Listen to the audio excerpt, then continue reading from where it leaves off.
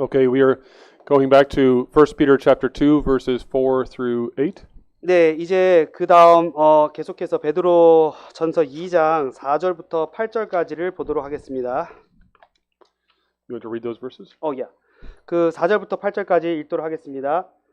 사람에게 버림바 되었으나 하나님께는 택하심을 입은 보배로운 산돌이신 예수에게 나와 너희도 산돌같이 신령한 집으로 세워지고 예수 그리스도로 말미암아 하나님이 기쁘시게 받으실 신령한 제사를 드릴 거룩한 제사장이 될지니라.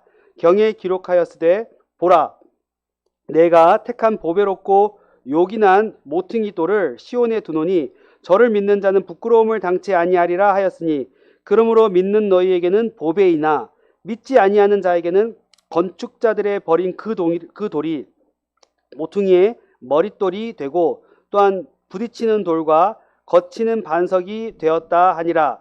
저희가 말씀을 순종치 아니함으로 넘어지나니 이는 저희를 이렇게 정하신 것이라. So here in this passage, Peter is continuing his theme of spiritual growth. How do we grow spiritually? How do we grow up into Christ? 예, 여기서 이제 그 베드로 사도는 어떻게 우리가 그리스도 안에서 계속해서 자라나갈 것인가에 대해서 이야기를 하고 있는데요. But he shifts from a metaphor about a newborn infant, and now he's wanting us to think about the building, a building project, a construction project. 그래서 아까는 그 장성의 관점을 이제 어린 갓난아이의 그 태어남과 성장의 관점에서 설명을 했다면은 이제 비유는 성전 건축물이 지어져 올라가는 것에 놓고 같은 이야기를 또 전개해 나가고 있습니다. Of crucial importance are the very opening words that Peter speaks as you come to him. 예, 여기 보면은 그 너희가 예수께 나와라는 표현을 씀으로써 이제 이 점을 4절에서 설명하고 있는데요. This is an ongoing reality in the life of the believer, and it's the key, the secret to growth up into Christ. 네, 그러니까 한마디로 얘기하면은 우리가 계속해서 자라나간다고 할 때는 이것이 지속적인 과정으로서 어디까지 이어지냐면은 끊임없이 주님을 향해 나아가는 것으로서 나타난다고 얘기하고 있습니다. We grow and the Church of Christ grows when we come to Christ constantly and consistently. 예, 그러니까 우리가 자라고 또한 그리스도의 교회가 지속적으로 그리스도를 향해 나아가는 방향으로 자라나가는 것이죠. So Peter begins this new metaphor about the building of a construction site, the building of a temple specifically, with the identity of Christ. 예, 그래서 이러한 장면들을 아까 말한 대로 그 그리스도인들의 그 정체성의 관점에서 놓고 볼 때 그 성전을 지어 올리는 것으로서 지금 비유를 하고 있는데요. There's a rich Old Testament background here. The psalm that we sang yesterday, I think, Psalm 118, Isaiah as well. All these passages which speak of the coming of one who will be the cornerstone, the foundation stone for a new building. 네, 그래서 여기에서 이제 아주 그 구약의 그 풍성한 구절들을 지금 인용을 하고 있지 않습니까? 시편 118편에 관한 이야기랄지 아니면 이사야서에 있는 말씀들을 인용하면서 한마디로 말하면은 그 모퉁이의 그 머릿돌이 되시는 그러한 장면들을 여기에다가 아주 중점적으로 놓고 이야기를 펼쳐나가고 있습니다. In ancient building projects, the cornerstone was of absolutely crucial importance, and so the builders spent much time finding just the right stone to begin their building project. 예, 고대 건축 기술 안에서 본다면은 이 모퉁이 돌을 한마디로 건축을 시작하기 위한 어떤 그 출발점을 어디에서부터 놓고 시작하느냐를 굉장히 중요하게 봤기 때문에 사실 건축자들이 그 일에 굉장히 많은 시간들을 할애하였습니다. And so Christ himself is the cornerstone. He's the precious stone that has been chosen by God. He is the perfect foundation for the building of the church. 예, 이렇게 해서 예수 그리스도가 바로 하나님께로부터 택함을 받은 아주 보배롭고 아주 중요한 모퉁이 돌로서 그분의 교회를 세워 올리는 그 시발점이 되는 거죠. It's a reminder for us, those who want to see the church grow and increase. It's a reminder for us that we cannot build on any other foundation than on Christ himself. 예, 그러니까 여기서 우리는 한편으로는 이 교회가 마치 건축물처럼 지어져 올라간다는 것의 어떤 중요성을 생각하게 되지만은 동시에 이것은 그리스도를 기초돌로 해서 그리스도의 터를 떠나서 결코 이루어질 수 없는 사실이라는 것을 우리에게 다시금 상기시켜 줍니다. the believers in, or the Jews, especially the Pharisees in Jesus' day, saw him. They rejected him as the cornerstone, and they preferred to build on other foundations. 예, 잘 아시다시피 우리가 예수 그리스도 시대의 그 바리새인들 같은 경우에 하나님의 택하신 이 모퉁이 돌이신 예수 그리스도를 그들은 거절하고, 그죠? 별다른 기초 위에 자신들의 건물을 지어 올리고자 하지 않았습니까? But the church can only be built on Jesus Christ. 그러나 교회는 오직 예수 그리스도를 기초돌로 해서 그 위에 지어지게 되어 있습니다. Peter calls our attention to the resurrection again by calling Jesus a living stone. 예, 여기서 다시 한번 그리고 베드로는 예수님의 그 부활을 우리에게 상기시켜 주는데 그것을 어떻게 묘사하냐면 2장 4절에 있는 대로 예수님을 살아있는 돌로, 산돌로 묘사하고 있다는 점이죠. But then he also draws our attention to the fact that by our union with Christ, because we are one with him by faith, we have his resurrection life ourselves, and so we too become living stones just like our Savior. 네, 예수 그리스도께서 살아있는 돌이신 것처럼 예수 그리스도와 믿음으로 연합된 우리 역시 예수 그리스도의 그 부활의 생명을 소유한 자들이기 때문에 우리 또한 살아있는 돌이 되는 것이에요. 그게 5절에 있는 말씀이죠. Each of us is a living stone in this temple building project, which is a home for God himself to dwell. 예, 그렇게 해서 우리 각 사람이 이 살아있는 돌과 같이 이 성전을 건축해 나가는 일들에 쓰임을 받게 되는데 이 성전은 곧 하나님께서 거하실 처소가 되기 위해서 지어져 올라가는 것입니다. It's a reminder that we need each other, that we grow in community with each other, that we grow in the context of the church. 네, 그러니까는 이게 의미하는 바는 결국 뭐겠습니까? 한마디로 말하면 우리가 서로를 필요로 한다는 것이죠. 우리가 함께 모여서 주님이 거하실 교회로 지어져 올라간다고 하는 것을 이야기하고 있으니까요. And perhaps Peter is also preparing us to expect the possibility of rejection. If Jesus was rejected as the cornerstone, then we as living stones must also be prepared to face rejection from the world. 동시에 이제 이러한 것들은 우리에게 또한 무엇을 상기시켜 주냐면은 결국은 예수님께서 건축자들로부터 버림을 받으셨다면은 마찬가지로 예수와 함께 산돌이 된 우리들도 이 버림을 받을 수 있다. 버림을 받게 된다고 한다는 점을 또한 생각하게 합니다. And then Peter outlines the purpose, what is happening, what's the purpose of our life with Christ, what's the purpose of being these living stones in this spiritual house. 네, 그리고 나서 베드로는 이제 그러면 과연 우리가 이와 같이 그리스도와 함께 살아있는 돌로 그 건축물을 지어지게 만드는 목적이 어디에 있는가를 이야기하는데 But now he shifts the metaphor a little bit. We're no longer the living stones in the temple building, but he says you are the priests who serve in the temple building. 예, 여기서 다시 한번 그 메타포 비유가 바뀌어요. 처음에는 살짝 바뀌는 거죠. 성전을 지어 올리는 것에서부터 우리 자신을 5절 후반부에 보면은 이제 제사장으로 비유하지 않습니까? This is a striking statement for him to make in light of the Old Testament, where there was only priests among the Levites. And now Peter says every believer, everyone who is built on the foundation of Jesus Christ is in fact a priest before God. 예, 그 이 점이 사실 구약적 배경 안에서 오직 레위 사람들 가운데에서만 제사장 직분을 수행할 수 있었다고 하는 점과 비교해 본다면 놀라운 전회 아닙니까? 다리 말하면은 그리스도 안에서 모든 성도가 다 제사장 역할을 한다는 것이니까요. But the sacrifices that we offer up are not bulls and goats and lambs, but the sacrifices we offer up are spiritual. We give God our very lives. 네, 그렇지만은 구약의 제사장들이 살아있는 짐승들, 동물들을 제물로 바쳤던 것과는 달리 우리는 영적인 제물, 곧 우리의 삶 전체를 하나님 앞에 제물로 드리는 그러한 제사장들입니다. We offer up to God our whole lives, our time, our energy, our talents, our gifts, our money, everything that we have, everything that we are is given to God as a spiritual sacrifice because we are a holy priesthood.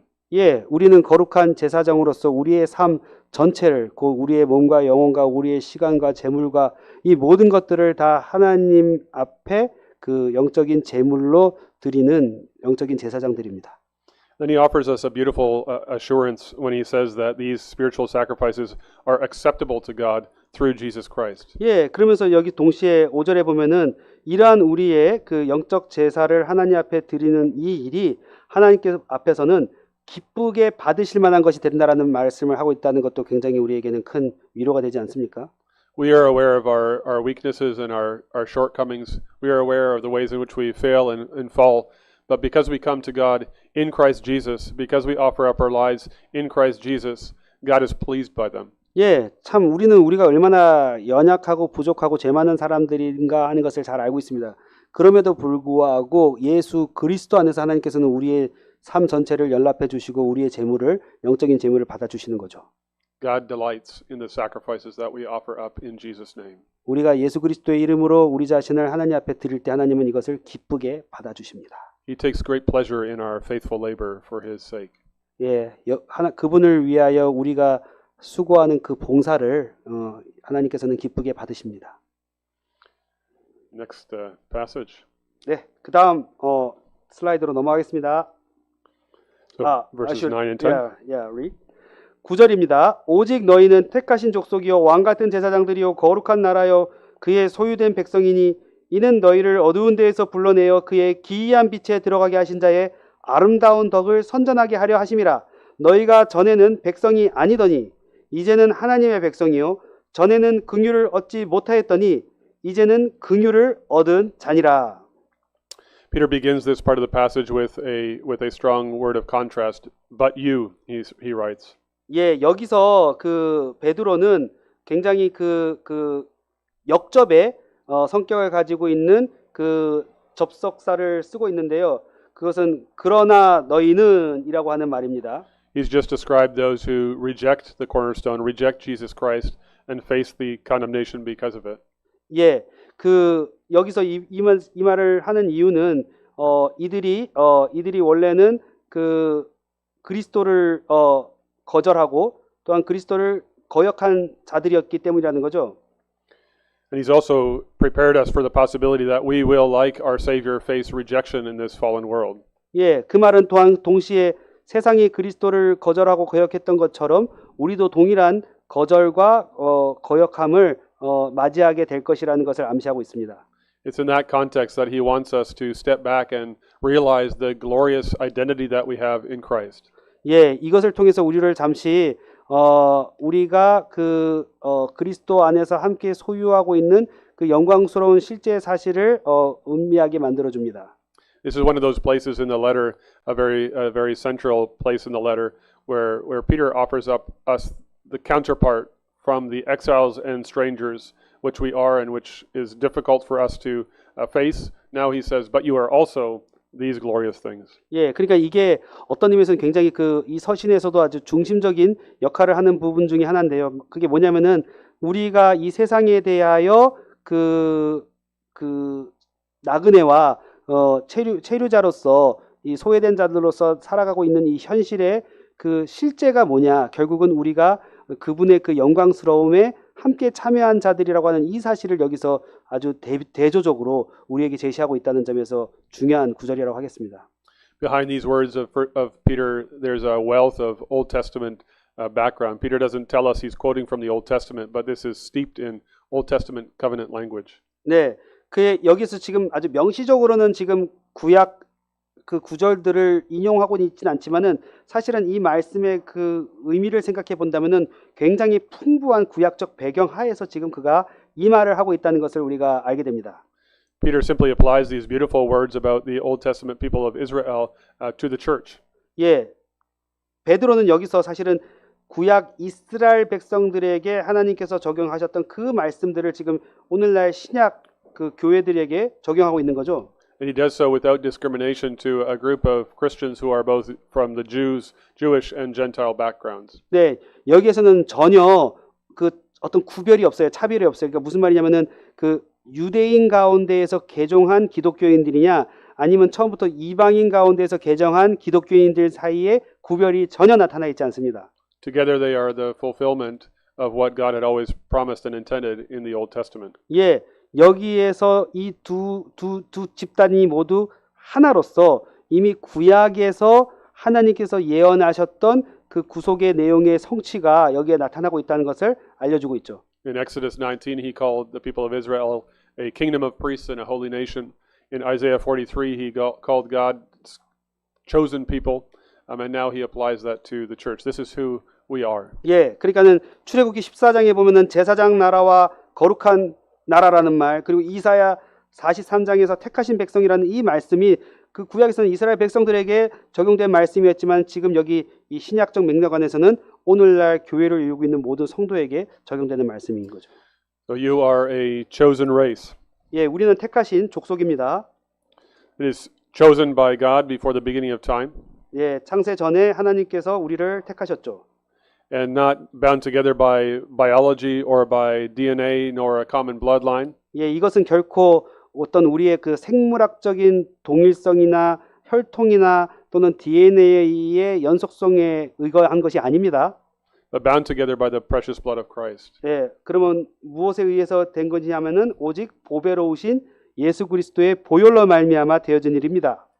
The church is the place where we overcome the divisions that are found in the world.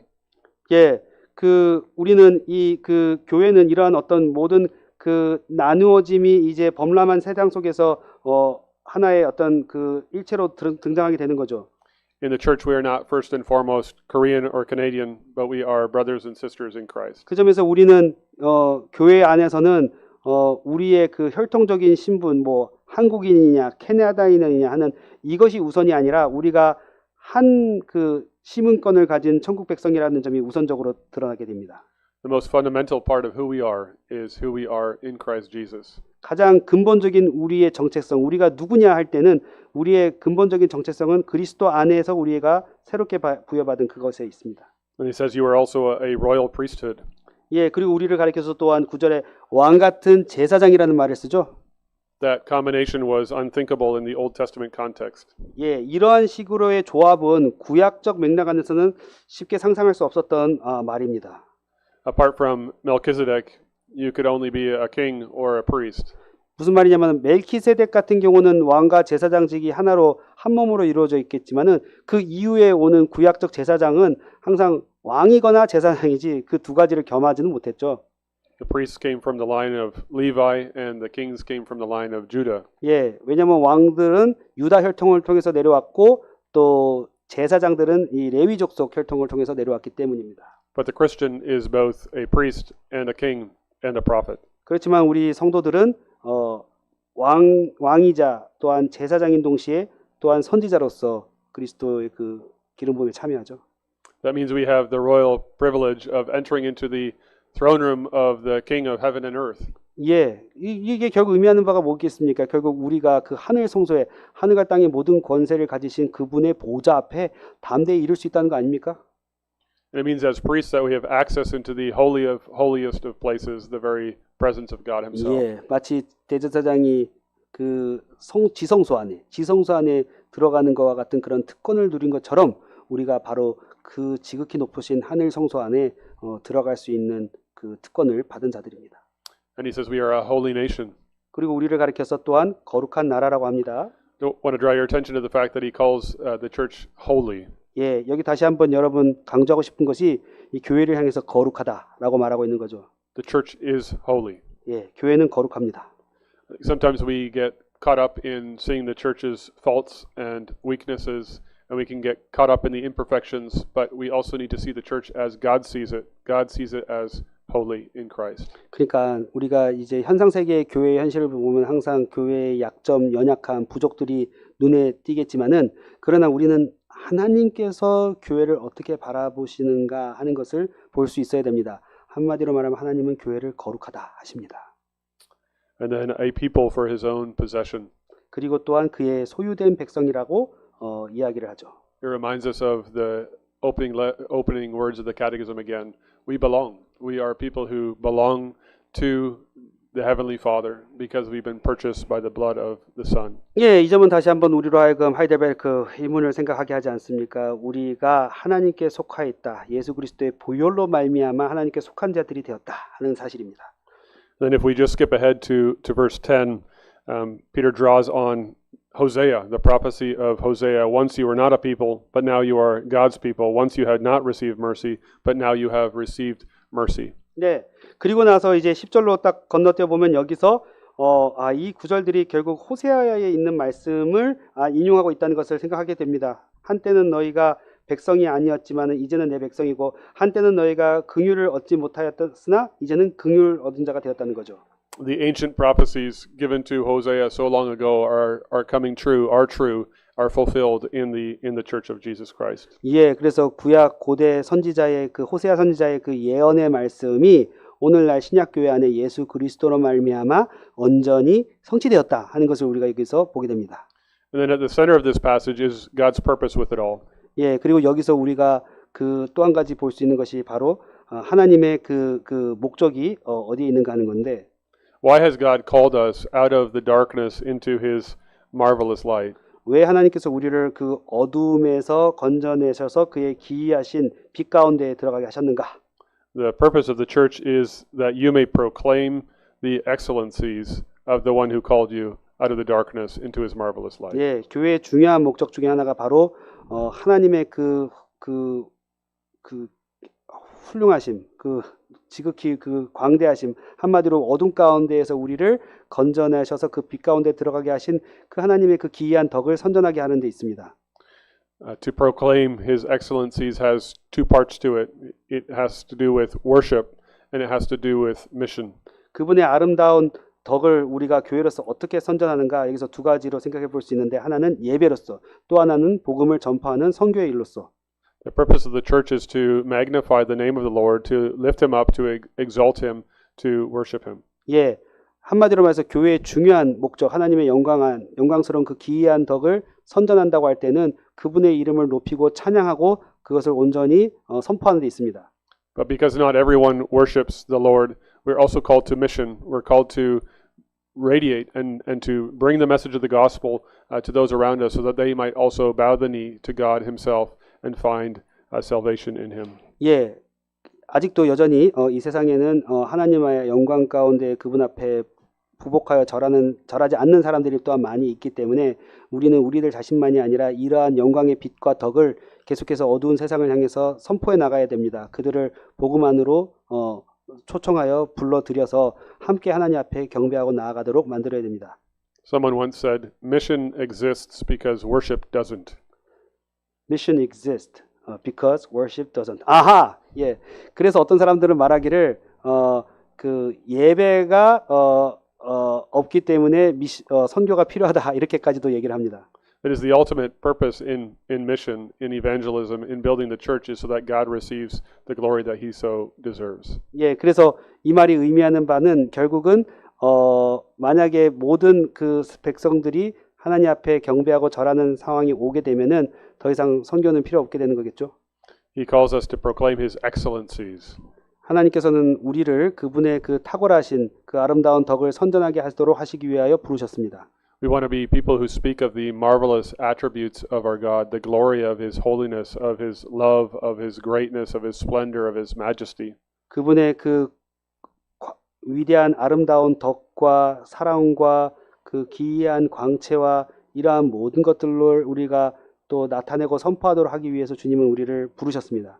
And we want to speak about the greatness of his works, the things that he has done from the beginning of time, but above all and especially in the person and work of his son Jesus Christ. 네, 그리고 또한 우리는 주님의 백성들로서 하나님께서 창세부터 시작해서 지금까지 행하신 그 모든 광대하신 일들, 특별히 예수 그리스도로 말미암아 행하신 일들을 선포하고 나타내기를 원합니다.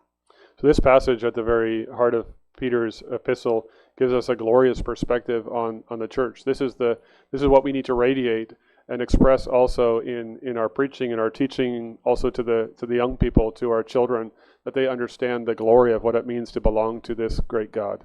예, 그러니까 이 부분이 사실은 베드로전서의 아주 또 중심적인 내용 가운데 하나인데 한마디로 말하면은 교회가 소유하고 있는 영광스러운 속성, 달리 말하면은 하나님께서 우리 가운데 행하신 그 기이하고 놀라우며 그 영광스러운 모든 은혜의 사실들을 우리들 자신만이 아니라 우리의 자녀들 또한 그것을 또한 나타나고 배우고 그것을 깨닫게 해주시기를 바라는 귀중한 사명을 우리가 맡고 있다는 것입니다.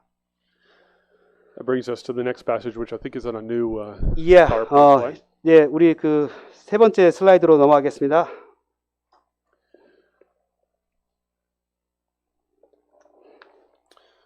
The verses 11 and 12. Yeah. 자, 화면 나왔습니까? 네, 계속 가겠습니다. 베드로전서 2장 11절과 12절입니다. 사랑하는 자들아 나그네와 행인 같은 너희를 권하노니 영혼을 거스려 싸우는 육체의 정욕을 제어하라.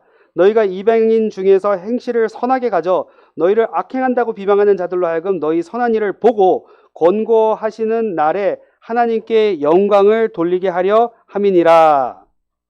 예. Okay, so this is a bit of a shift in the letter. Peter says beloved here, and he does the same thing in chapter 4, verse 12, and he's marking a shift in what he wants to share with us. 예, 여기서 또 다시 한번 이제 큰 그 전회가 한번 일어나는데요. 특별히 2장 11절에 사랑하는 자들아라는 말, 이것이 또 한번 등장하는 것이 4장 12절이거든요. 거기도 보면 사랑하는 자들아 해가지고 어떤 면에서는 이제 그 주제, 어떤 주제의 화제의 전환을 가리키는 표현으로 여기 서신서에 두 번 나타나고 있습니다. But at the same time, we shouldn't skip over this beautiful word.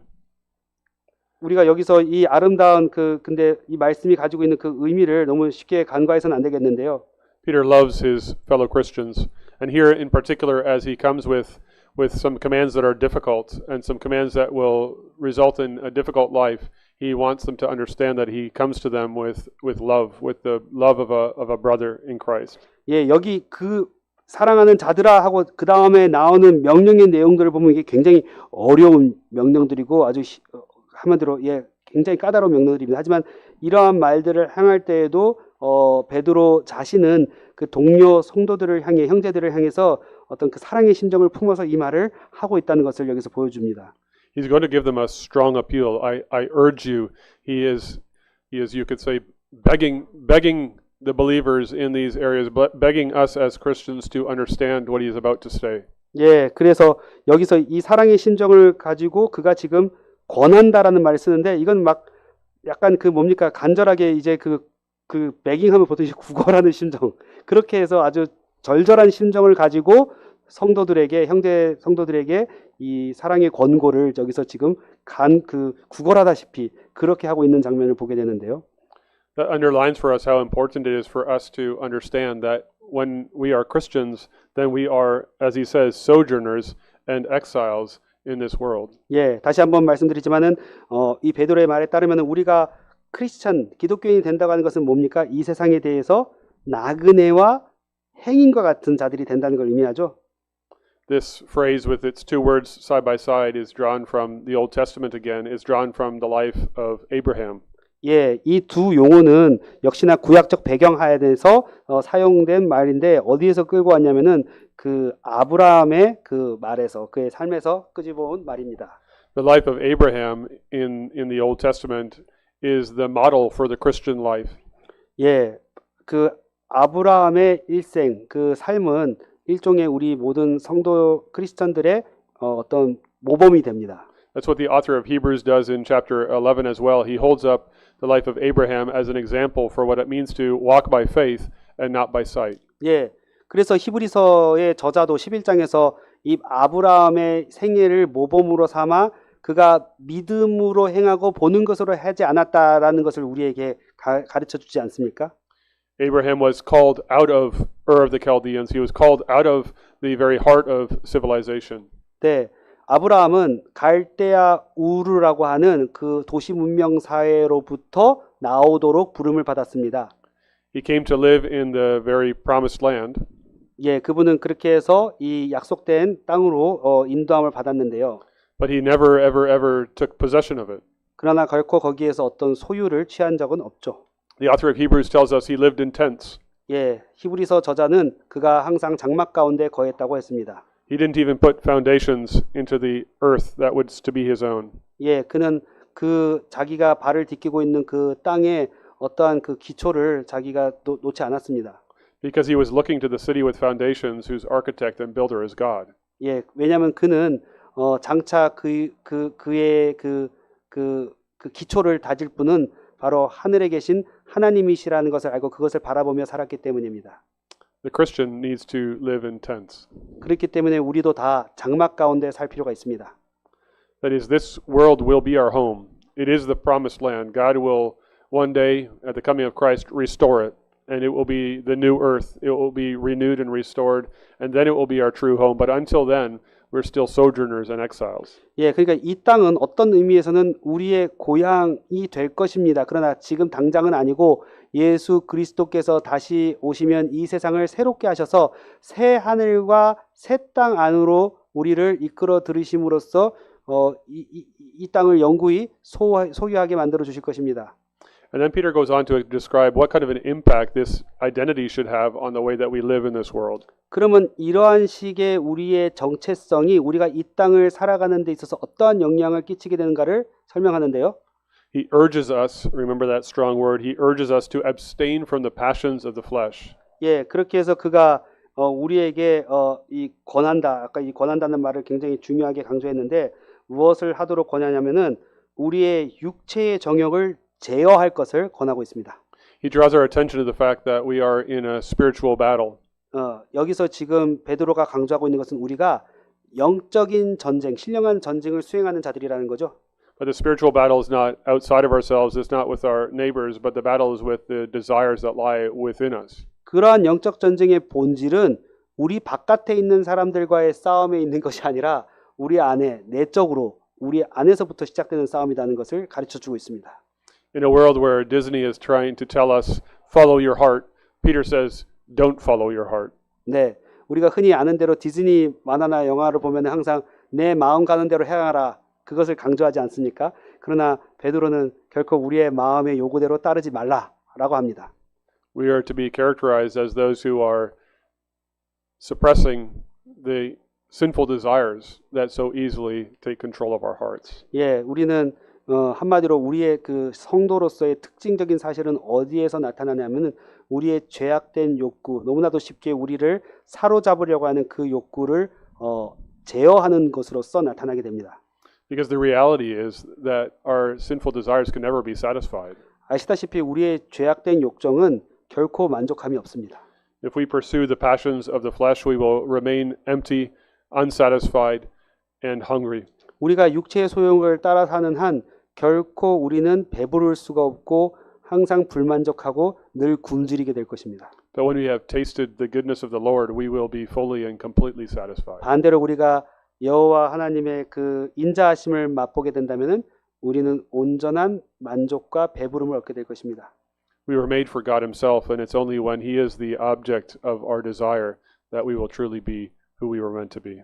예, 하나님만이 우리의 유일한 만족함이 되도록 하나님께서는 우리를 창조하셨기 때문에 우리는 그 하나님만을 추구할 수밖에 없습니다.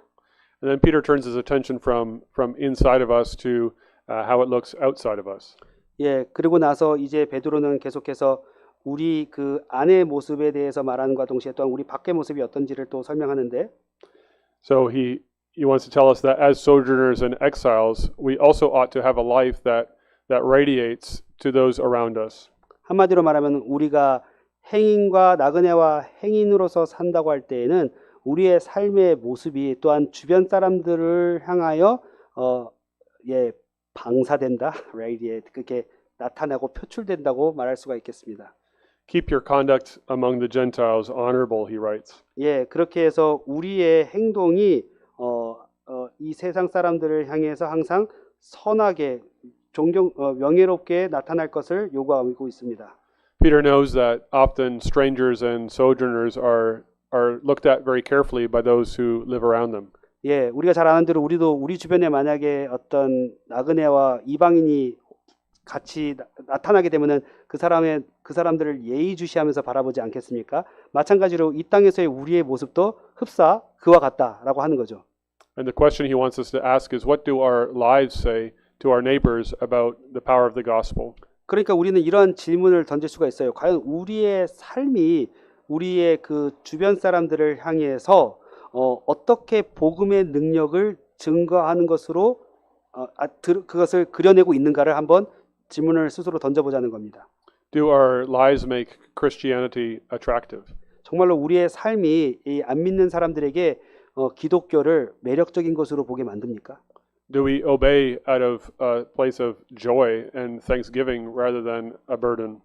우리의 그 삶이 정말로 어떤 그 삶의 그 고통에 짓눌려 있는 것보다 그 기쁨과 즐거움으로써 나타나고 있습니까?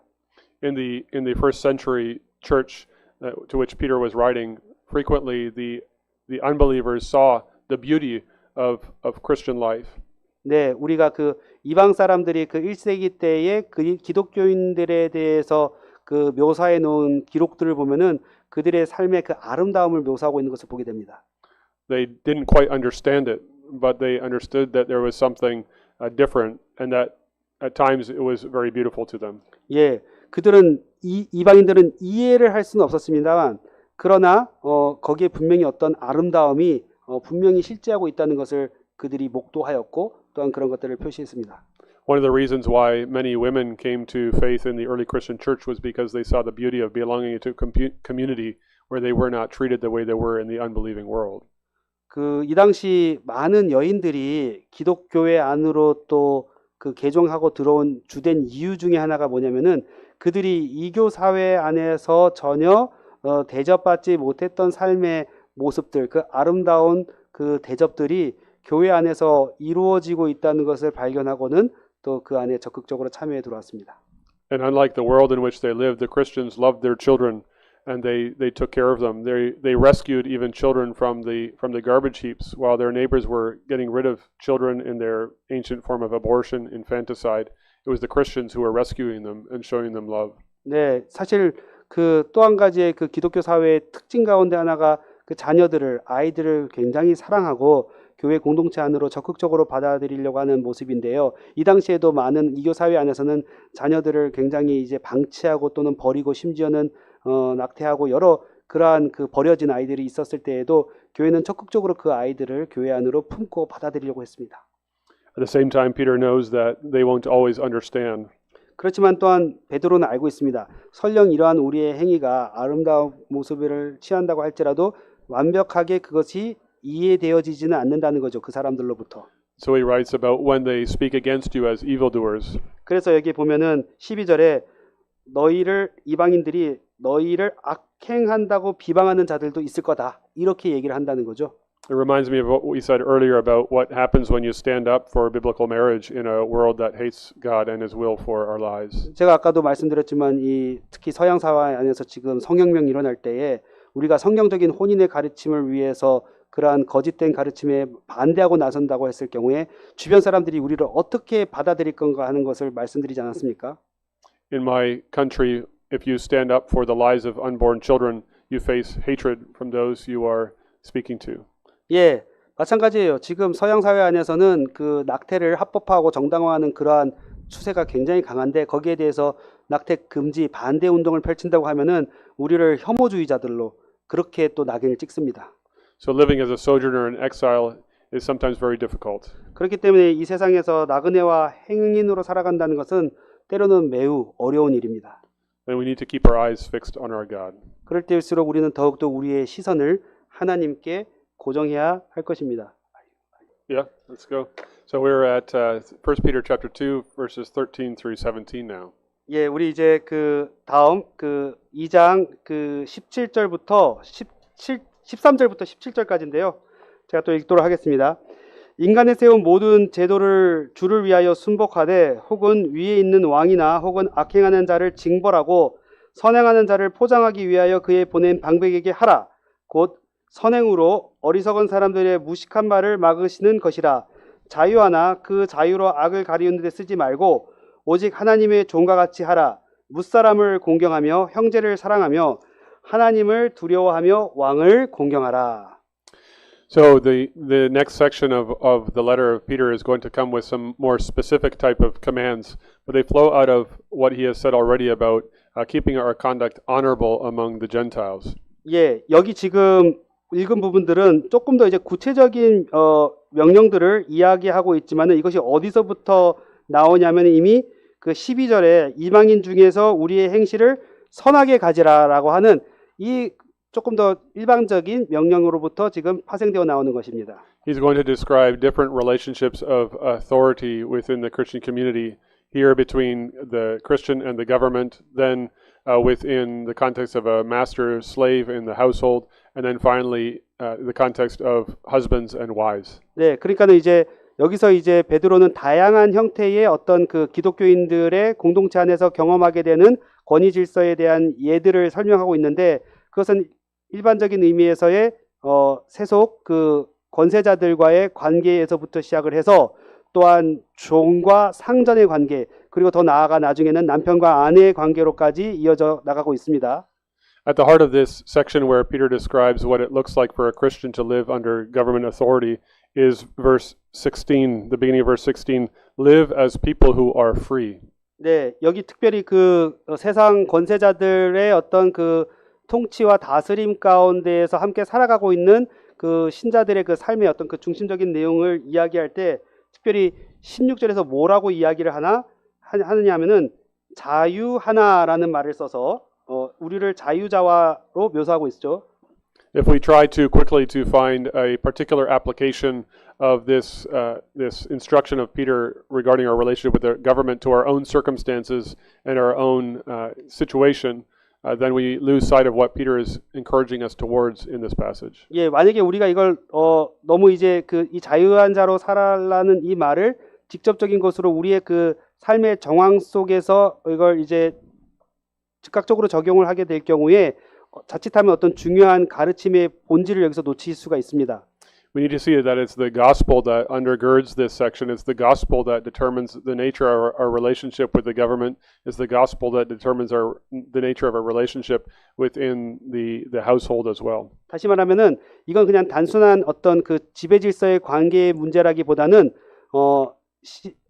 일반 그 세속 권세자들과 우리와의 관계의 그 기저에도 복음이 있고 심지어 우리가 다른 사람들과의 그 관계를 맺어 나가는 데 있어서도 또 그 기저가 되는 것은 바로 복음을 전제로 하고 있다는 것을 얘기하고 있습니다.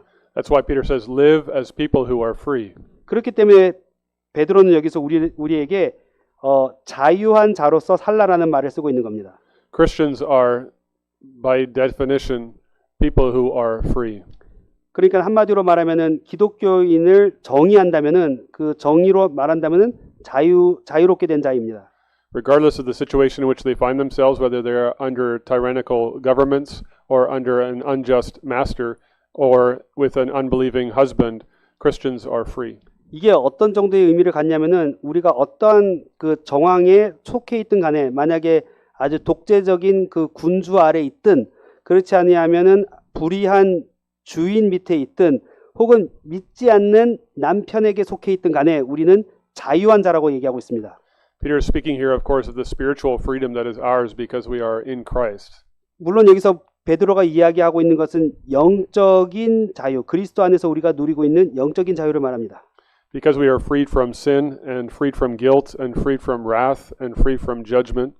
우리가 영적인 자유를 가지고 있다는 것은 죄로부터의 자유, 정죄로부터의 자유, 그 다음에 또 뭐죠? Wrath and judgment. 예, 심판으로부터의 자유, 예, 이것들을 여기서 얘기하고 있습니다. Then we are free, as he says in verse 16, to live as servants of God. 예, 그렇게 해서 우리가 자유한 자이나 16절에서 뭐라고 얘기합니까? 하나님의 종과 같이 하라 이렇게 이야기하죠. Throughout this section and the next section, Peter wants our attitude and our behavior to be motivated by our relationship with God more than anything else. 달리 말하면은 우리가 여타 모든 어떤 이 세상 안에서의 맺는 관계의 그 기저에는 무엇보다도 하나님과 우리와의 관계가 우선적으로 전제되어 있다는 것을 가르쳐주고 있습니다.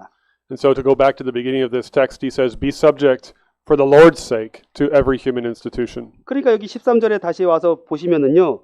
인간이 세운 모든 제도를 순복하되 누구를 위해서 하냐면은 주를 위해서 해라 이렇게 얘기하고 있지 않습니까? The call for us to recognize the authorities that are over us and to submit ourselves to their instruction and discipline is grounded in the very nature of our relationship with Christ. 예, 그러니까 우리가 이 세상에서 그 소위 위에 있는 권세들에 순복하고 복종해 나가는 것의 그 기저의 가장 중심이 되는 성격은 바로 하나님과 우리와의 관계에 터를 두고 있다는 거죠.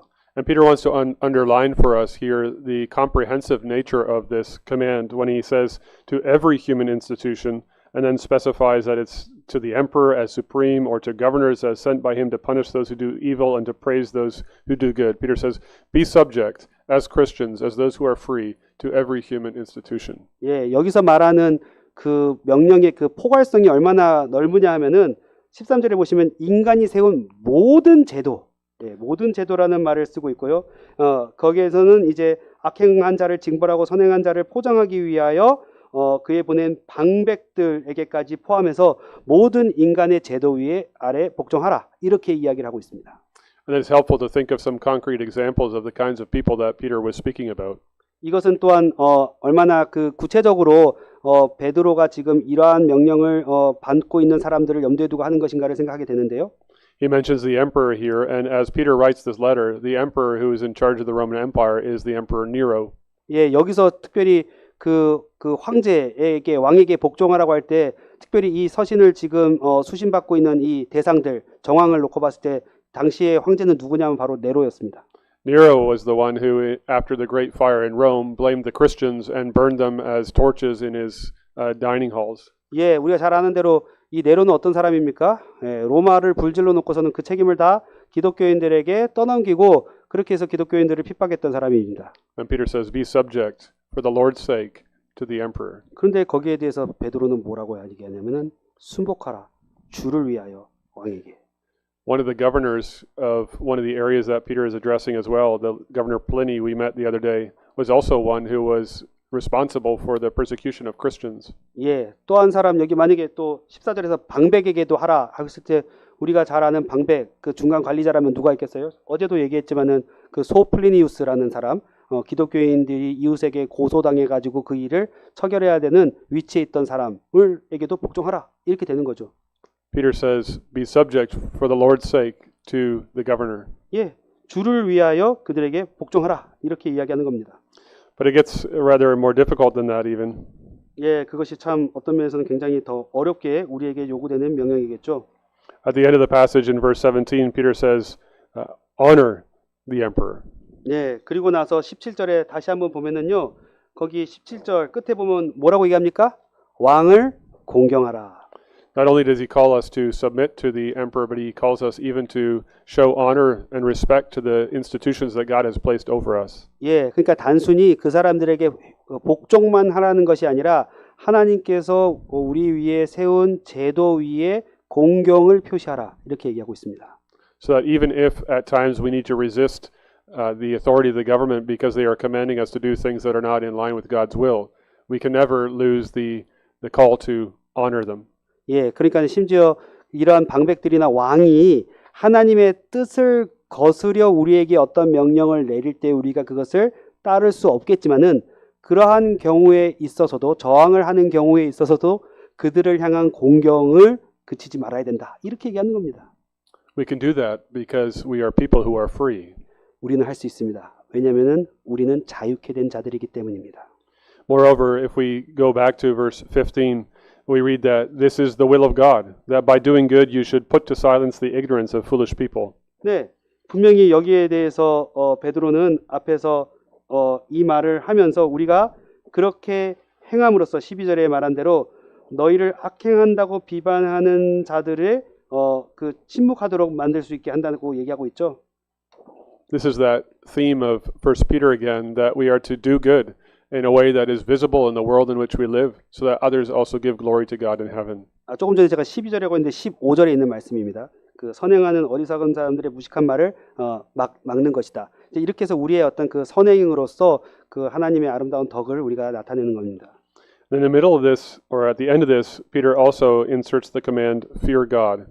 예, 그리고 17절에 그 중간에 왕을 공경하라는 말 이전에 또 한 가지 중요한 말이 첨가되어 있죠. 뭡니까? 하나님을 두려워하라.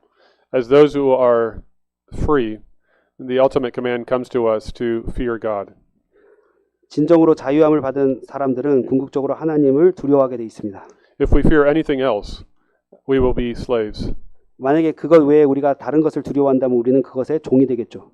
If we fear the government, we are living in slavery. 우리가 만약에 정부를 두려워한다면 우리는 그들의 노예가 되는 것입니다. If we fear economic disaster, we are living in slavery. 우리가 만약에 경제적 환란을 두려워한다면 우리는 그의 종이 되는 겁니다. If we fear persecution, we are living in slavery. 박해를 두려워하고 있어도 여전히 거기에 노예라는 사실을 의미합니다. But when we fear God, we can live in the glorious freedom of being His children. 그러나 만일 우리가 하나님을 두려워하게 된다면은 우리는 하나님의 자녀로서의 영광스러운 삶을 살게 됩니다. We have been freed, and so we can live as free people. 우리는 자유함을 받았기 때문에 자유한 자로서 살 수가 있습니다. That brings us to the next passage, verses 18 through 25. 예, 이것은 이어서 우리로 하여금 그 다음 18절부터 25절까지의 말씀으로 이어지게 하는데 마찬가지로 또한 읽도록 하겠습니다. 사환들아, 범사에 두려워함으로 주인들에게 순복하되 선하고 관용하는 자들에게만 아니라 또한 까다로운 자들에게도 그리하라. 애매히 고난을 받아도 하나님을 생각함으로 슬픔을 참으면 이는 아름다우나 죄가 있어 매를 받고 참으면 무슨 칭찬이 있으리요. 오직 선을 행함으로 고난을 받고 참으면 이는 하나님 앞에 아름다우니라. 이를 위하여 너희가 부르심을 입었으니 그리스도도 너희를 위하여 고난을 받으사 너희에게 본을 끼쳐 그 자취를 따라오게 하려 하셨느니라. 저는 죄를 범치 아니하시고 그 입에 괴사도 없으시며 욕을 받으시되 대신 욕하지 아니하시고 고난을 받으시되 위협하지 아니하시고 오직 공의로 심판하시는 자에게 부탁하시며 친히 나무에 달려 그 몸으로 우리 죄를 담당하셨으니 이는 우리로 죄에 대하여 죽고 의에 대하여 살게 하려 하심이라. 저가 채찍에 맞음으로 너희는 나음을 얻었나니 너희가 전에는 양과 같이 길을 잃었더니 이제는 너희 영혼의 목자와 감독이 되신 이에게로 돌아왔느니라. This passage has a natural connection to what lies before it. 예, 이것은 그 앞에 있는 내용들과 아주 자연스러운 연결관계를 형성하고 있는데요. Peter has said, "Be subject to human institutions." Now he says specifically to the servants in the congregation, "Be subject to your masters." 네, 아까 위에 모든 인간이 만든 모든 제도에 복종하라고 했던 그 말의 연장선에서 이제 여기에서는 이제 교회 공동체 안에서도 특별히 믿는 성도들 안에 또 종과 주인의 관계를 형성하고 있는 데에도 이 말을 적용하고 있습니다. And later he'll turn his attention to the wives and say, "Wives, be subject to your husbands." 그리고 나서 또 3장에 가서는 이번에는 아내가 남편에게 순복해야 할 것을 이야기하죠. But there's also something more that ties all of these passages together. 그러나 여기에는 단순히 이러한 그 관계들을 또한 묶어주는 그 이상의 무엇이 있습니다. Peter says in chapter 3 verse 1, likewise, and in chapter 3 verse 7, likewise. 예, 여기 지금 3장 1절에도 보면은 아내된 자들아 이와 같이라는 말도 나오고 그다음 7절에 보십시오. 3장 7절에 또한 이와 같이란 말이 또 나오죠. 네.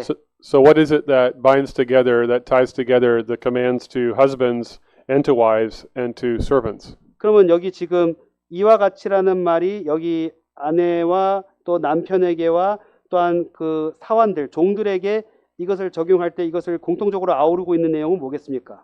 The answer lies in verse 21. 그 답은 21절에 나와 있는데요.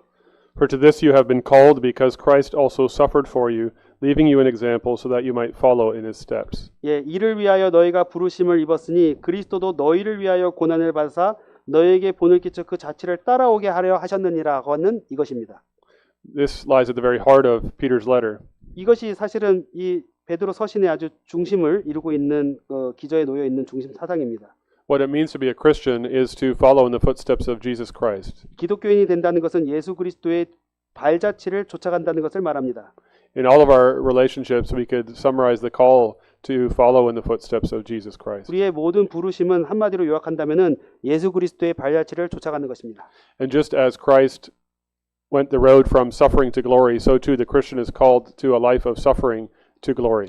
예수 그리스도께서 고난의 길을 통과하여 영광에 이르신 것처럼 그리스도인도 고난의 삶을 통해서 영광에 이르도록 하나님께서는 우리를 부르셨습니다. Peter didn't always understand that himself in his earthly ministry with Christ. He didn't understand the call to suffer, but now Peter knows beyond the shadow of a doubt that to follow Jesus means to face hardship. 예, 과거에 베드로가 공생의 시절에 예수님의 그 고난을 이야기할 때는 그 말의 의미를 깨닫지 못하였었지만은 이제 베드로는 그 고난의 의미가 무엇인지를 더욱 생생하게 실제적으로 이해하고 있습니다. And so he turns to the servants in the congregation and he says, "You need to be subject to your masters with all respect." 그렇기 때문에 여기 18절에 있는 대로 베드로 사도는 교회 공동체 안에 있는 특별히 노예들, 종들에 대해서 말할 때 범사에 두려워함으로 그 주인들에게 순복하라라고 말하고 있습니다. Servants needed to follow in the footsteps of Jesus. 종들은 역시도 그리스도의 발자취를 쫓아서 가야 합니다. And just as with the emperor and the governor, he points out that it's not just the good ones that they need to obey. He says, not only to the good and gentle, but also to the unjust. 앞서 그 방백들에게도 꼭 선한 방백만이 아니라 악한 방백에게 또한 복종해야 한다고 했던 것처럼 여기서도 마찬가지로 선한 주인들만이 아니라 부당한 주인들이 있을지라도 거기에 또한 복종하라고 얘기하고 있습니다. Peter is echoing here the call of Jesus to love your enemies and to pray for those who persecute you. 이것은 마치 예수 그리스도께서 제자들에게 하신 말씀, 원수를 사랑하고 그들을 위해서 기도하라는 말씀을 반영하고 있는 것과 같습니다. The Christian's attitude towards hardship is radically different than our natural inclinations. 이러한 것들은 사실 기독교인들의 삶의 그 부르심이라고 하는 것은 우리의 어떤 내면적인 본성과는 매우 대척적이라는 것을 느끼게 됩니다. And it has everything to do with our relationship with God. 이러한 모든 일들이 다 하나님과 우리와의 그 관계 안에서 비롯되는 것입니다. In verse 19, Peter says, "This is a gracious thing. When mindful of God, one endures sorrows while suffering unjustly." 예, 19절에 와서는 이러한 얘기를 할 때 특별히 그 부당한 주인들 밑에서 애매히 고난을 받는 일을 견뎌 나갈 때 이것이 하나님을 생각함으로 슬픔을 참으면은 이것이 아름답다라고 말하고 있는 데에서 볼 수 있습니다. And then in verse 20, he also says, "If you do good and suffer for it, you endure. This is a gracious thing in the sight of God." 그리고 다시 한번 20절에도 보면 오직 선을 행함으로 고난을 받고 참으면 이는 하나님 앞에서 아름답다. 이렇게 말하고 있습니다. As we face hardship for the sake of Christ, we are to be motivated by the reality that God is pleased by our willingness to suffer for his sake. 그러니까 우리가 선을 위해서 애매히 고난을 참고 견뎌나가는 이 일이 하나님 앞에서 아름답고 그분을 기쁘시게 하는 일이라고 생각한다면 얼마나 이것이 우리에게 큰 격려가 되겠습니까? Then after calling us to follow in the footsteps of Jesus Christ in this way, 그리고 이것이 바로 우리가 예수 그리스도의 그 발자취를 따라가는 일이 되는 건데요. Peter offers up a beautiful commentary on Isaiah chapter 53. 이것은 또한 이사야서 53장에 대한 아주 아름다운 주예라고 할 수 있겠습니다. He doesn't quote Isaiah 53 directly here. That's the prophecy of the suffering servant, but the language that he draws on is drawn from Isaiah 53. 예, 22절에 나와 있는 이 내용들은 고난받는 여호와의 종에 관한 묘사지만은 이사야서의 말씀을 직접적으로 인용하고 있지는 않으나 그 내용을 볼 때는 확실히 그것을 염두에 둔 말씀이라는 것을 알게 됩니다. He describes the willingness of Christ to let himself be offered up like a lamb that was led to the slaughter. In the face of unjust treatment as the perfect Lamb of God, he was willing to suffer even death for the sake of our salvation. 예, 예수 그리스도께서 마치 그 자신의 생명을 불의한 재판에 나아가도록 놓여진 것은 그 어린 양이 그 흠없는 어린 양이 자신의 생명을 드리는 것과 같고 그러한 같은 그 고난을 그가 피하지 않고 그 방향을 향해서 나아갔던 것은 바로 우리의 구원을 위해서 행한 일이라고 여기 그 다음에 쭉 이야기하고 있지 않습니까? When he faced the false accusations and the threats of those around him, Peter tells us he continued entrusting himself to the one who judges justly. 예수님께서 그 불의한 재판 가운데에서 거짓된 고소와 그 거짓된 그 회방의 말 가운데에서도 그분이 그러한 일에 대해서 오직 공의로 심판하시는 자에게 모든 일을 부탁하고 의지해 나갔다는 장면을 23절에서 얘기하고 있습니다. Jesus was willing to give up his right to justice because he knew that ultimately God would vindicate him. 여기에서 비록 그가 이런 자들의 악한 자들의 어떤 그 불의한 재판에 의해서 순교를 당할지라도 그러나 궁극적인 모든 그 공의의 재판을 행하시는 이는 하나님이라는 것을 신뢰하면서 그는 이 죽음의 자리로 나아갔다고 얘기하는 것입니다.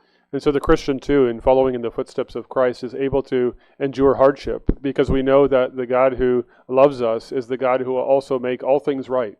We can entrust ourselves to the just judge, knowing that everything will be vindicated. We can forgive as Christ forgives because God is the God of perfect justice. 그러니까 우리가 이런 것들을 생각한다면은 우리의 고난 가운데에서도 우리가 끝까지 견딜 수 있는 중요한 근거와 이유는 바로 하나님께서 모든 것을 다 공의로 갚으시고 그것을 바르게 하실 것이고 하나님의 심판대 앞에서 우리의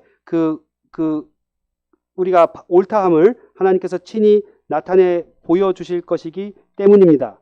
And we can do this ultimately because, as Peter says, Christ bore our sins in his body on the tree. 우리가 이러한 일들을 궁극적으로 행할 수 있는 이유는 24절에 있는 대로 예수 그리스도께서 친히 그분의 몸으로서 우리의 모든 죄를 담당하셨기 때문이라고 말하고 있습니다. Because Christ has removed the punishment, has removed the curse, has removed the condemnation, we are freed to follow in his footsteps. 다시 말씀드리지만은 그리스도께서 그의 몸으로 우리를 향한 정죄와 율법의 저주와 심판을 제거해 주셨기 때문에 우리는 자유롭게 그리스도를 따라서 이 길을 갈 수가 있는 것입니다. By his wounds you have been healed. 그분이 채찍을 맞음으로 우리가 나음을 입었습니다. And we can switch to the last verse. 우리가 이제 그 마지막 9절 25절로 보겠습니다. So let me explain. When I was preaching this the first time, then I went through verses 18 through 25, and it's a large section, and I felt like I didn't give enough time to verse 25, so I decided to do an extra sermon with the beauty of verse 25. 제가 처음에 이 설교할 때는 18절부터 25절까지 잡았는데 아무래도 제한된 시간 안에서 설교를 하다 보니까 이 25절에 나타난 마지막 이 아름다운 구절을 충분히 제시하지를 못해가지고 그 다음에 이 구절 하나만 가지고 또 설교를 하나 했습니다.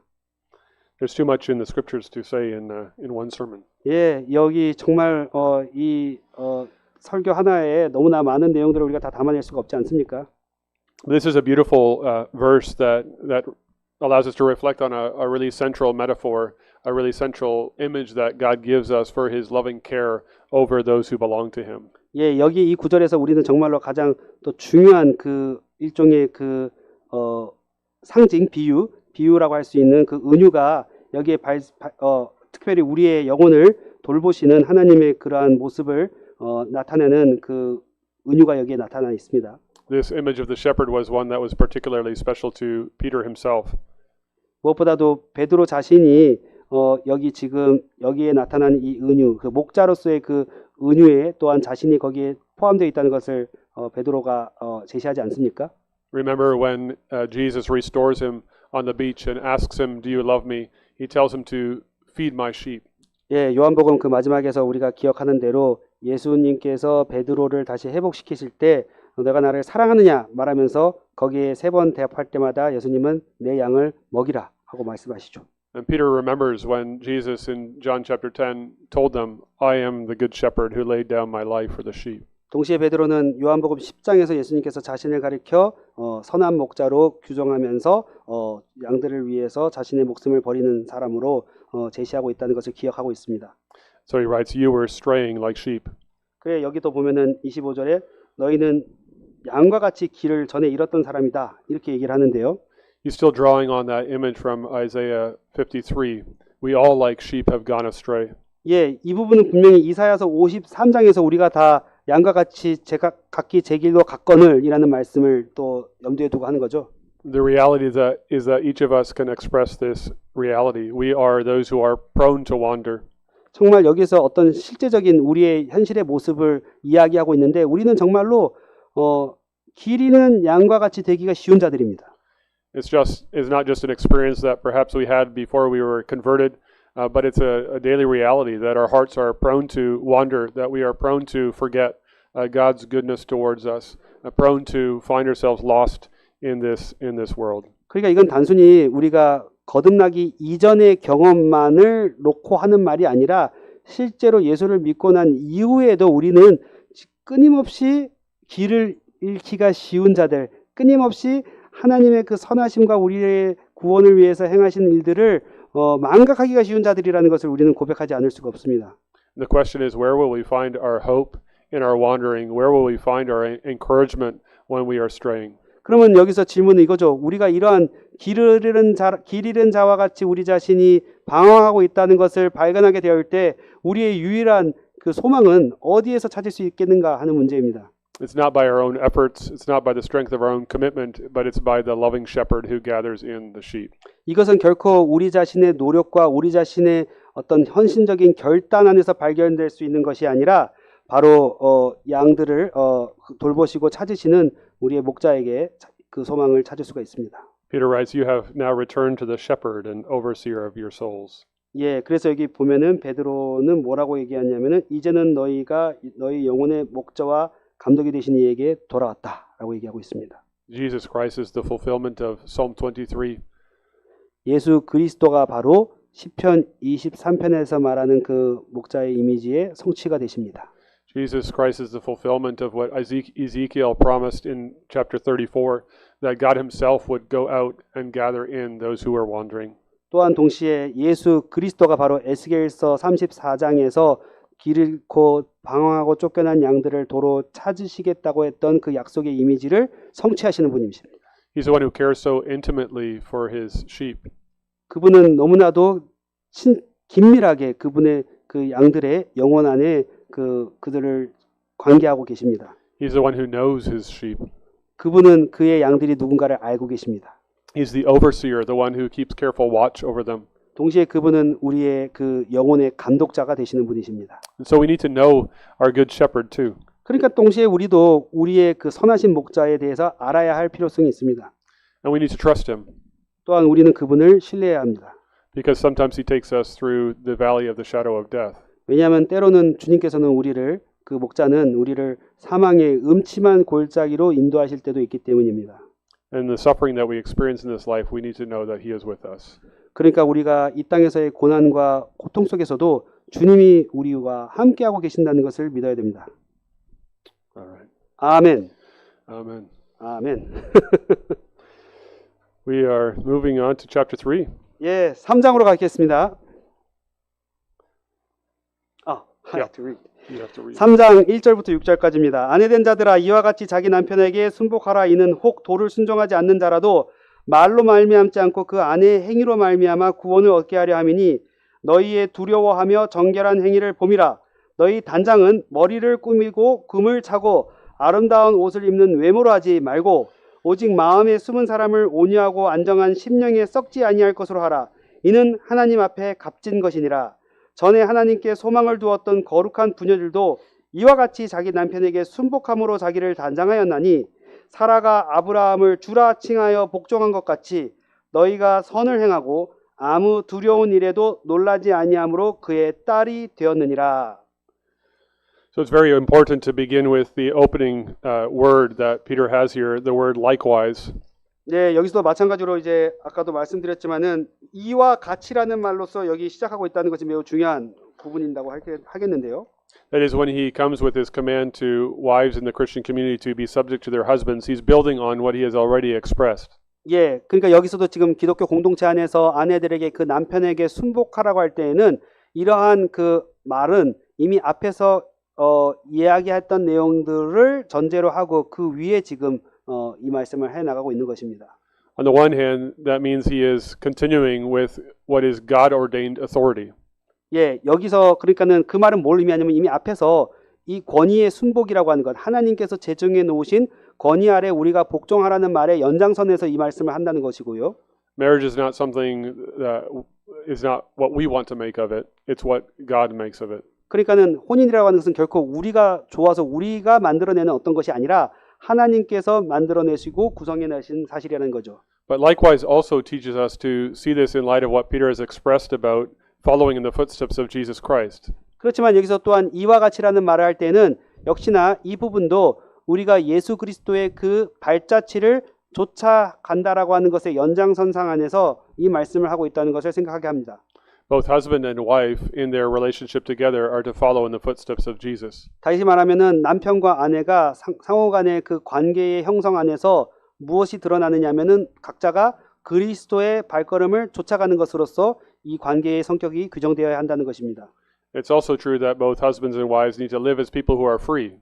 다시 말하면 이 두 사람도 남편과 아내도 각각 이미 자유함을 받은 자로서 산다는 사실이 여기에서 드러나야 한다는 것입니다. Also to be free in being subject. 다시 말하면은 자유한 자로서 복종하는 것입니다. This text is a very challenging one in at least my contemporary context in Canada, and I suspect here in Korea too. 사실 이 구절이 그래서 제가 살고 있는 우리 캐나다의 상황 안에서도 매우 도전이 되는 말씀인 동시에 아마 한국에서도 마찬가지가 아닐까 싶습니다. It's not a very popular thing to say to wives, be subject to your husbands. 정말로 아내들 보고 남편에게 순복하라고 하면은 그 말이 결코 환영받을 만한 말이 되지 않는다는 것을 우리가 알고 있습니다. And so this is one of those places where the church will be countercultural. 다 그렇기 때문에 바로 이 지점이 또한 교회가 이 세상에 대해서 반문화적인 성격을 가지고 있다라고 말할 수밖에 없겠죠. And we will have to be bold enough to say things that our culture refuses to acknowledge. 그렇기 때문에 이 세상 문화가 받아들이기를 원치 않는 그러한 명령에 대해서도 우리는 담대하게 선언할 수 있는 준비를 하고 있어야 됩니다. At the same time, in these contexts, we also need to be careful to say as much as Scripture says and not more than Scripture says. 동시에 우리는 여기서 조심해야 될 것은 이러한 이야기를 하면서도 성경에서 말한 데까지만을 가도록 해야지 그 이상의 것을 말하려고 해서는 안 됩니다. Sometimes we're tempted to import our own expectations, our own cultural expectations, our own personal wants and desires into a text like this. 왜냐하면 우리는 종종 이 성경적인 명령에 우리 자신이 원하는 어떤 기대와 바람이나 문화적인 요구를 거기다가 더 덧붙이는 그런 일들을 행하기가 쉬운 자들이기 때문입니다. We want God's word to govern our marriages, not what the culture says. 그러니까 우리는 하나님의 말씀이 우리의 혼인 생활을 규율해 나가기를 원하지 세상 문화가 그것을 규율해 나가기를 원치 않습니다. And so Peter says, be subject to your husbands, following in the footsteps of Jesus. 그렇기 때문에 여기서 아내들에게 남편에게 순종하는 것이 곧 예수 그리스도의 그 발자취를 쫓아가는 것과 같이 하라는 것입니다. That is, where do we find out what it means to live in subjection? Where do we find out what it means to live in submission to someone else? 그러면 여기서 우리는 과연 우리가 누군가에게 순복하면서 산다는 것이 도대체 무엇을 의미하는 것인가를 생각하게 되는데요. Christ is the one who offers up the picture of submission. 이 점에 대해서는 예수 그리스도께서 그러한 순종의 삶이 무엇인가 하는 것을 우리에게 분명히 제시하고 있습니다. During his life and ministry on earth, Christ submitted himself to the will of his heavenly Father. 우리는 예수 그리스도께서 이 땅에 공생애의 삶을 사실 때 그 아버지께 대하여 전적으로 순복하는 삶을 사셨다는 것을 알고 있습니다. He even submitted himself to the cruelty and the shame of the cross. 그렇기 때문에 그분은 십자가의 굴욕과 능욕을 개의치 않고 그 길을 걸어가셨습니다. And so if we want to resist calls to be subject or to be submissive, then we are rejecting the call to be like Christ. 그렇기 때문에 우리가 하나님께서 우리 위에 세워두신 권위에 순복하기를 거절하고 거역하는 것은 마치 그리스도의 발자취를 따라가기를 거역하고 거절하는 것과 같습니다. What's more, because the Christian wife has received everything in Christ, she is also free to submit to her husband. 다시 말씀드리지만은 이미 기독교인 아내들은 그리스도께로부터 모든 것을 받았기 때문에 그녀는 자유로이 그 남편에게 순복할 수 있는 것입니다. That's the case even if she's married to an unbeliever. 그것은 심지어 그가 불신자인 남편과 혼인하였을 경우에도 여전히 동일하게 적용되는 것입니다. Peter writes, so that even if some do not obey the word, they may be won without a word by the conduct of their wives when they see your respectful and pure conduct. 그래서 3장 1절에 보면 그 남편 중에서 혹 도를 순종하지 않는 자가 있다고 할지라도 말로 말미암지 않고 그 아내의 행위로 말미암아 구원을 얻게 하려 함이니라고 말하고 있습니다. I said earlier, many women came to faith in the early church. They saw the beauty of the gospel. They found in the love of Christ something that they had never imagined before. And so there were many women who came into the church without their husbands. 예, 아까도 제가 처음에 말씀드렸지만 1세기 때 많은 그 여성들이 교회 안에 들어오게 된 중요한 이유 중에 하나가 그들이 자기 세속 그 이교 사회 안에서는 결코 경험하지 못했던 복음의 아름다움과 또한 여인들을 그 존중하고 아름답게 대하는 그 방식을 통해서 자기들 남편은 아니더라도 그러니까 남편들이 같이 개종하지는 않고 그렇지만은 아내들이 개종하고 들어온 일이 많았다고 말씀을 드렸습니다. And Peter says, even to these women, be subject to your own husbands. 그렇지만은 베드로는 그러한 여인들을 향해서 그럴지라도 그 믿지 않는 남편들하고 같이 살지라도 그들에게 순복하라라고 말하고 있는 것입니다. And by their life in Christ, by the beauty of a life in Christ, they might even win their husbands over to Christ. 그렇게 해서 그들의 그 그리스도 안에서의 그들의 아름다운 행위로 말미암아 그 남편들이 이 도에 복종하게 하려 함이니라라고 말하는 거죠. And then in the remaining part of the passage, Peter describes what it means to be a Christian woman, a Christian wife.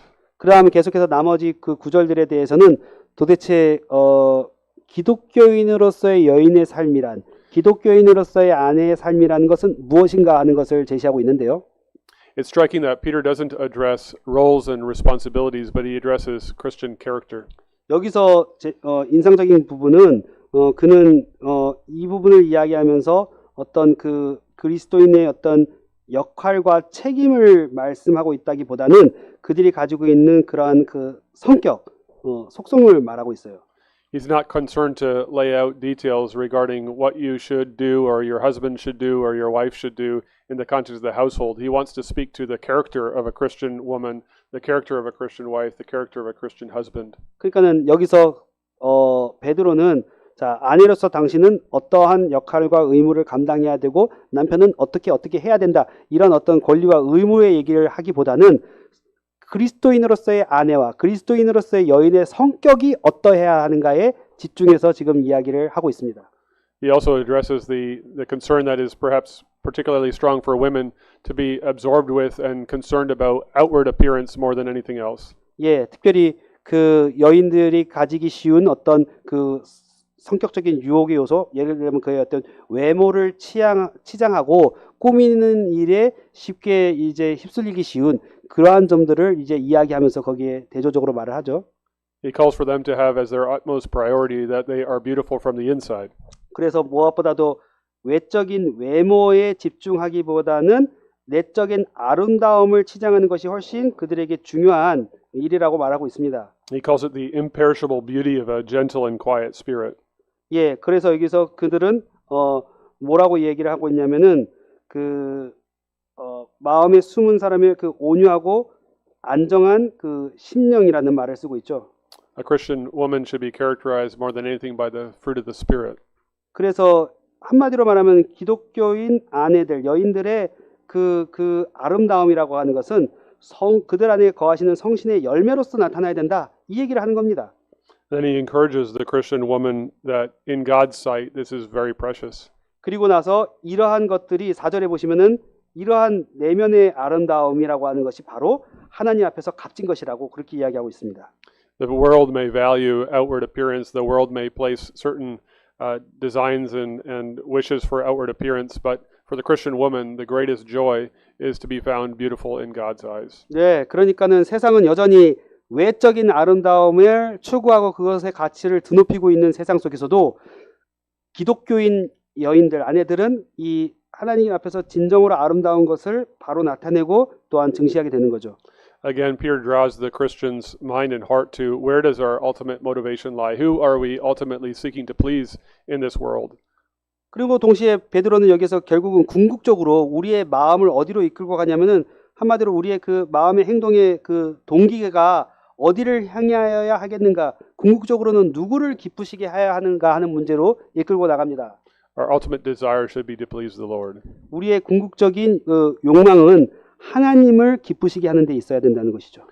And then Peter draws our attention back to the Old Testament stories of Abraham and Sarah. 예, 그리고 나서는 베드로는 다시 이와 같은 내용들을 우리 통해서 우리를 하여금 구약적인 그 배경 이야기로 돌아가게 하는데 특별히 아브라함과 그 사라의 관계 안에 있는 내용들을 제시합니다. Sometimes Christians have dismissed this passage in 1 Peter by saying it was for his time and not for our time. 그래 이 부분을 놓고서 어떤 사람들은 너무나 때로는 이것은 그냥 베드로 시대의 그 고대 근동 시대의 특수한 정황적 상황에 해당하는 제한적인 얘기지 오늘 우리의 상황과는 맞지 않다. 이렇게 뛰어넘으려는 경향이 있습니다. But Peter says no. This is the way it has always been. This is God's design for a beautiful marriage. 그렇지만은 베드로가 여기서 그 자기네 시대보다 훨씬 이전의 사건들을 언급할 때는 뭘 의도하는 거겠습니까? 아니, 이건 어느 시대에나 항상 동일하게 요구되는 하나님의 거룩한 부르심이다. 이 얘기죠.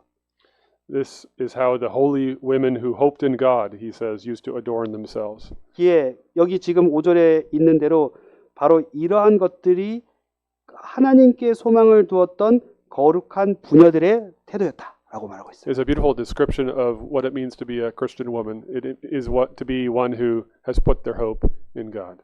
예, 이것이 얼마나 아름답게 그 기독교 크리스찬 여인들이 하나님께만 소망을 두고 있었던 상태인가를 정말 얼마나 아름답게 묘사하고 있는가 하는 것을 우리가 느끼지 않습니까? And we should probably not leave the husbands until tomorrow. 혹시 그 남편에 대한 얘기 여기서 같이 하고 가는 게 좋겠죠? 내일 할까요? One more? 한 번 더 가요? 남편 얘기도 한번 하는 게 좋지 않겠습니까? 예. One more. Yeah, Okay. one more. Sounds good. Only one verse this time. 예, 이번에는 한 절만 하는 겁니다. And I should say, it's not because the husbands don't need more verses.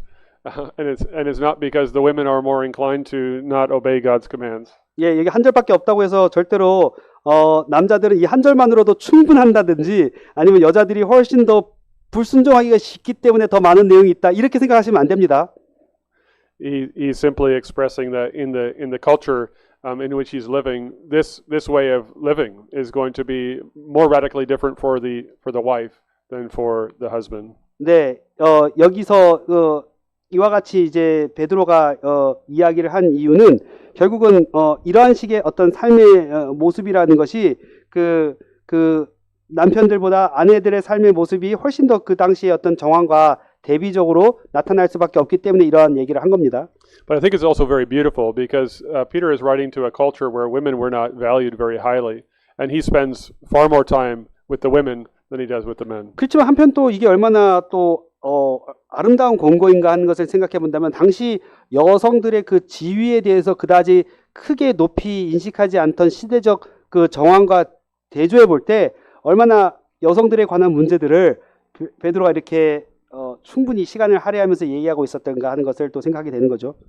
Jesus too, in his earthly ministry, loved the women who were in his life and gave them time, gave them his love, gave them his presence. 예, 마찬가지로 예수님께서도 공생의 기간 동안에 얼마나 여성들을 깊이 사랑하시고 그들을 인격적으로 높이 대접하면서 그들에게 그 사랑과 그들을 또 대접해 주시는 말씀들을 하셨는가 하는 것을 우리는 생각하게 됩니다.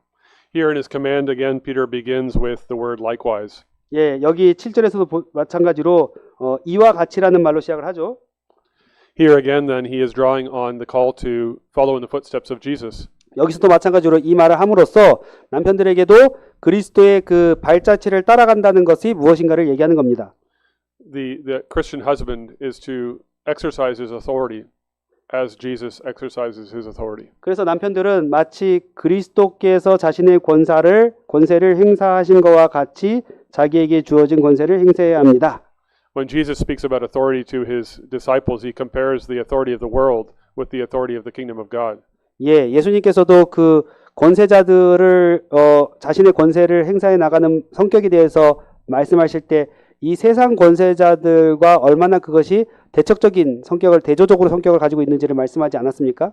He says the rulers of the Gentiles lord it over them and call themselves benefactors.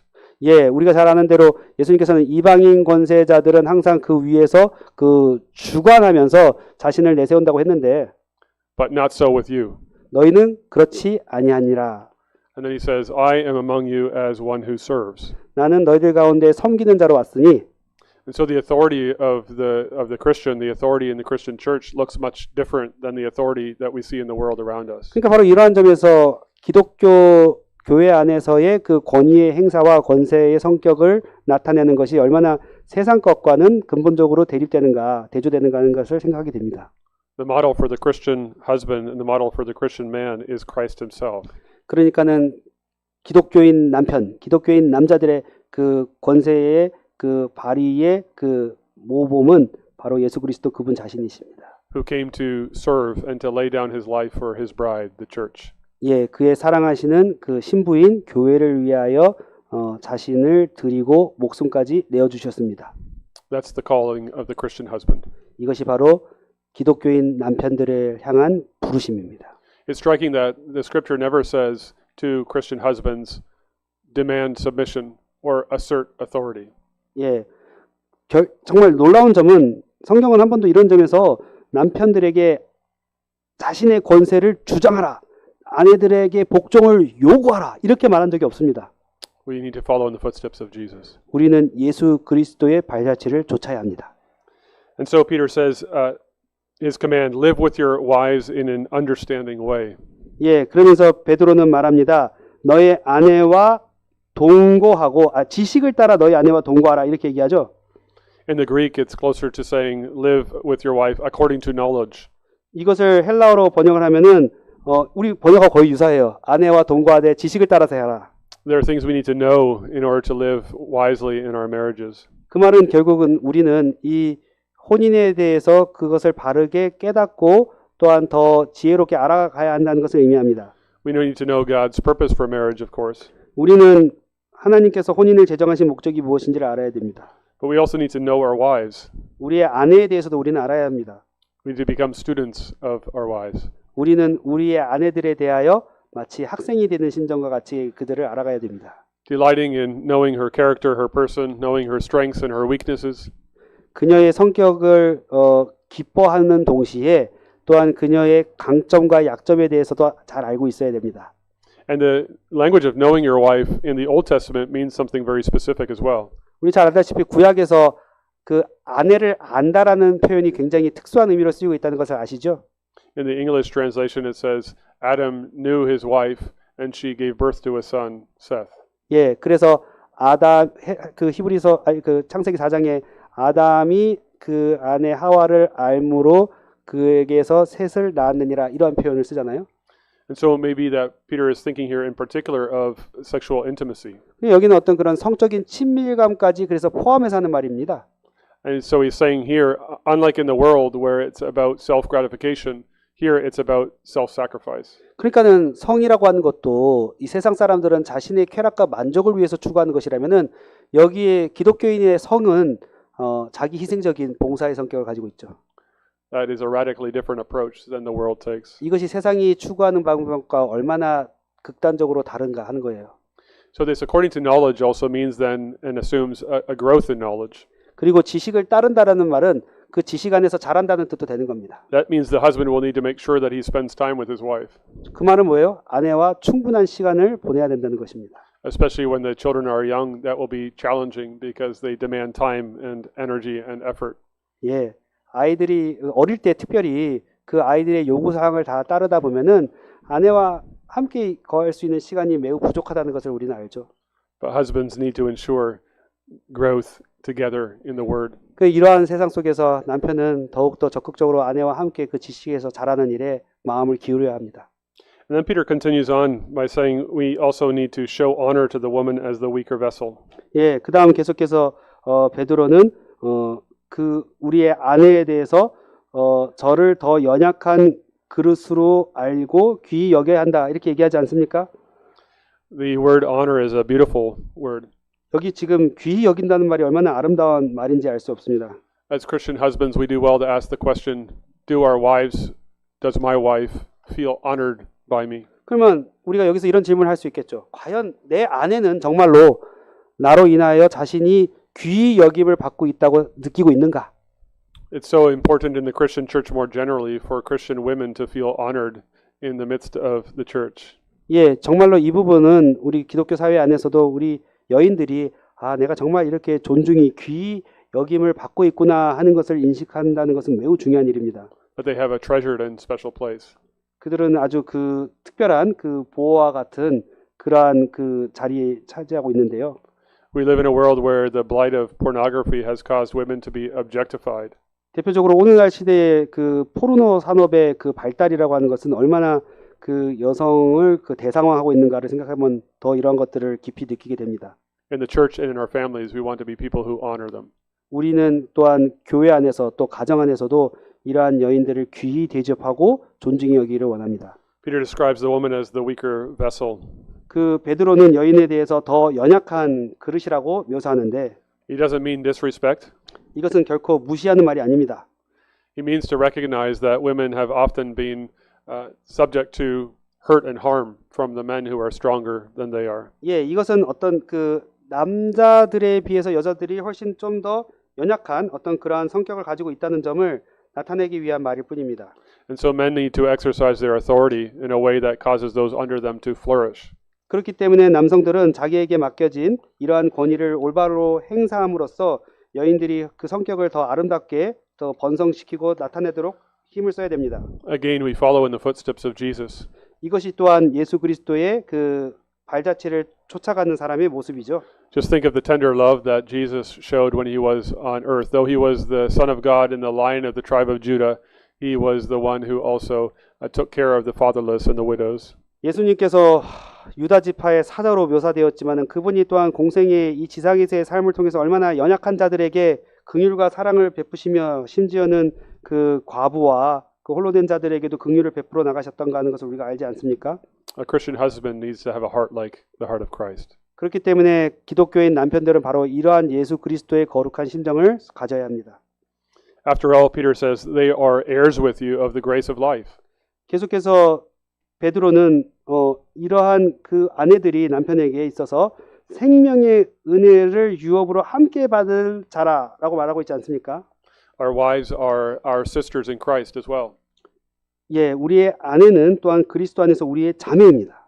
And God has given us this opportunity to travel together on our way to eternity. 예, 하나님께서는 우리에게 우리 그리스도 안에서 자배된 자와 더불어 함께 이 영혼을 향해 나아가도록 마련해 주셨습니다. And so we get to follow in the footsteps of Jesus together, hand in hand. 그렇기 때문에 우리는 손에 손을 잡고 함께 예수 그리스도의 그 발자취를 걸어가는 것입니다. And then he ends with these stern words. Peter writes, so that your prayers may not be hindered. 예, 그리고 나서는 베드로가 마지막으로 이 구절에서 다시 한번 엄중한 그 선언을 하죠. 이는 너희 기도가 막히지 않게 하려 함이니라. Here, Peter offers up a sobering warning to the husband who refuses to live in a Christ-like way towards his wife.